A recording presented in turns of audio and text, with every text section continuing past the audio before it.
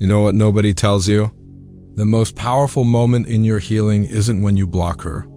It's not when you leave her on read. It's not even when you stop mentioning her name in every conversation. It's when you stop looking back. Not out of ego, not to teach her a lesson, but out of peace. It's when she no longer owns the first or last thought of your day. When her name isn't the silent echo behind your actions. That's the moment you're free, and strangely, that's when she finally feels it too. Let's break it all down, because brother, if you're here right now, you're not broken, you're just shifting. The power of peace over performance, it's not about proving you've moved on, it's about actually moving on. Healing isn't a performance for her, your friends, or social media. It's a quiet transformation that takes place when you no longer need her to see it. Peace doesn't announce itself. It settles in your heart when you no longer chase closure, validation, or recognition. You don't need to post quotes, delete pictures, or block her for it to be real. True peace is silent strength. It's when you stop replaying old conversations in your head, not when you erase them from your phone. You stop needing a response.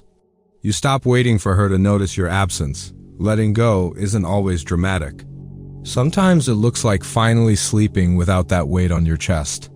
It's walking away not to get her attention, but because you no longer crave it. You didn't leave with anger. You just stopped performing pain. You chose stillness over noise, freedom over fantasy, and that quiet choice, that's what she feels the most, because real detachment doesn't echo loudly. It disappears with dignity. Peace is when your heart no longer needs to prove its worth because it already knows it. Phase 1, she feels it when your silence is real strategic silence versus sincere stillness. At first, she brushes it off. She thinks it's a game, another move in the back and forth. She's seen silence used as a tactic before, and she assumes you'll return when she gives you a little attention, but time passes. You don't flinch, you don't reach out, and that's when the shift happens, when you're not waiting anymore, you're not checking your phone, you're not watching her stories.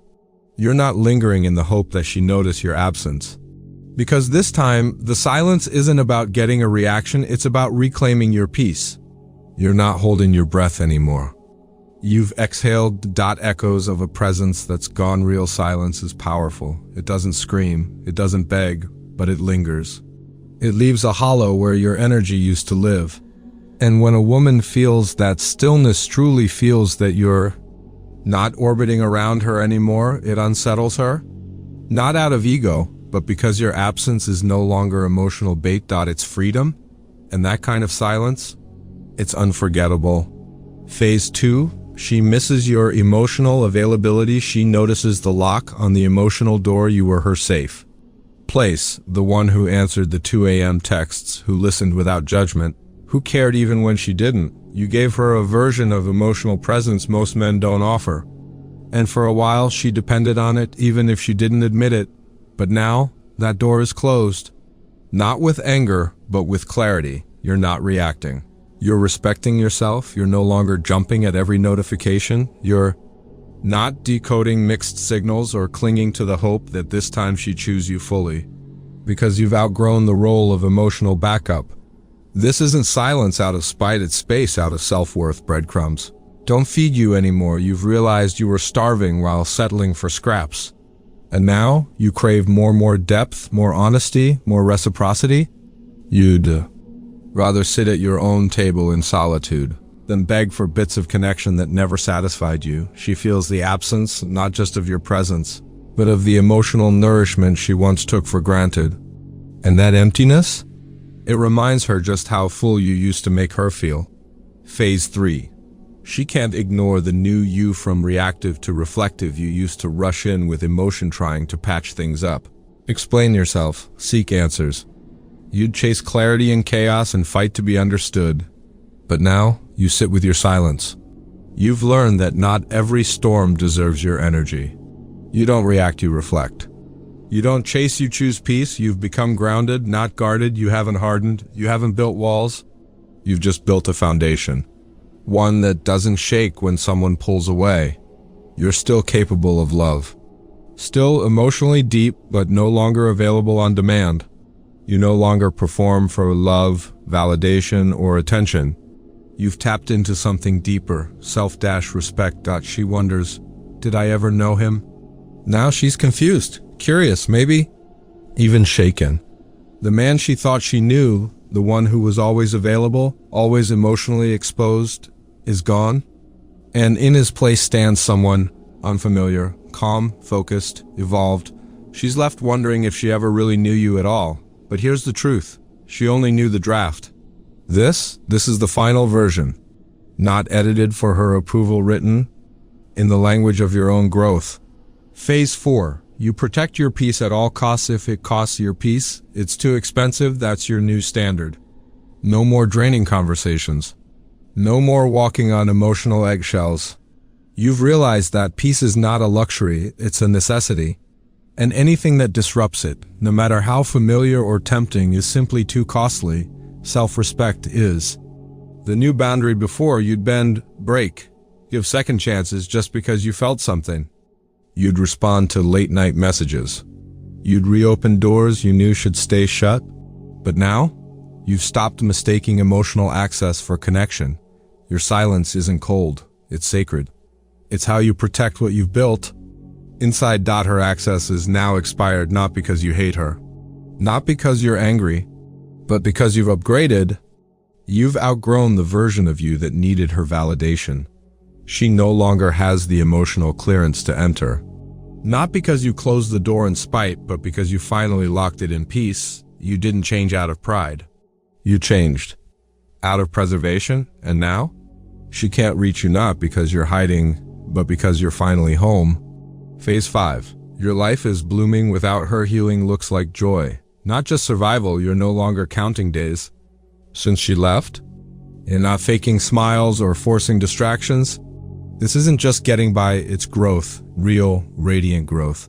The kind that feels like sunlight after a long winter. You're not just breathing again, you're living, you're laughing. Because the pain is gone, the laughter isn't a mask. It's medicine. You're not using it to cover the scars, you're using it because the wounds don't sting anymore.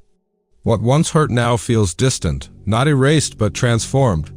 You remember, but it no longer defines you. You've built a life that no longer waits. You're not looking back, not checking if she's watching. You've built new routines, found new passions, planted seeds of self-worth, and they've bloomed. The door she once walked through, it's closed now. Not slammed, not locked in bitterness, but gently shut in peace, because the house has been rebuilt, stronger, wiser, happier. And there's no room for someone who only loved the broken version of you. Phase 6. You no longer need closure. The trap of final conversations. You used to rehearse what you'd say if she just gave you one last talk. One more chance to explain, to be heard, to be understood. But somewhere along the way, you realize closure isn't something she gives. It's something you no longer need. You don't need her to get it anymore. She might never understand how deeply you felt, how much you gave, or how long you held on, and that's okay. Because you've stopped chasing understanding from someone who was never equipped to offer it. Her validation was never the key, it was the cage. Peace isn't granted, it's claimed. You stopped waiting for the apology. You stopped needing the explanation. You found peace not in her words, but in your own silence. You gave yourself the ending, not with dramatic closure, but with quiet acceptance.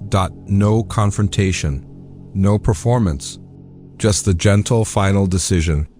To move forward with or without her understanding, that's real power. When you walk away, not because she closed the door, but because you finally did. Phase 7. The tension shifts to her side. She sends signals. You stay silent, a random meme that reminds you of an inside joke, a carefully timed story view. A vague post that sounds a little too specific. She's testing the water, seeing if you'll flinch, if you'll reach, if there's still a crack in the door. But you don't bite. Not because you're cold, but because you've outgrown the game. She's locked out of a heart she once had. She used to have access to the deepest parts of you. Now, she's outside looking in. You saw the message, you felt the pull, but it doesn't land the same. Not because you're numb, but because you're healed. Her presence once shook you. Now it barely stirs the surface. You're not in limbo anymore. She is. The roles have reversed. You used to be the one waiting for a sign, a text, a return. Now it's her? She's the one refreshing feeds, wondering if you still care, but your world? It's no longer orbiting hers because peace doesn't chase, it attracts. And now, the silence that once haunted you is the silence she can't escape. Phase 8. You became the man she always wanted. She sees the version you grew into. You're everything now she once tried to shape you into, calm in chaos, sure of your worth, rooted in self-respect. Confident, not cocky. Kind, but no longer. Naive, grounded in a way that can't be shaken by anyone's confusion or approval. And as she watches from a distance, it hits her, this is the man she always claimed to want. You didn't level up for her, you leveled up for you. That's the part she didn't expect. You didn't evolve to win her back or prove her wrong. You didn't glow up hoping she'd notice. You did it because you finally noticed yourself. And that quiet confidence, the kind that doesn't need applause, is what stings the most. And now she can't follow. She might want to reconnect, revisit, reignite, but the man you are now doesn't walk in circles.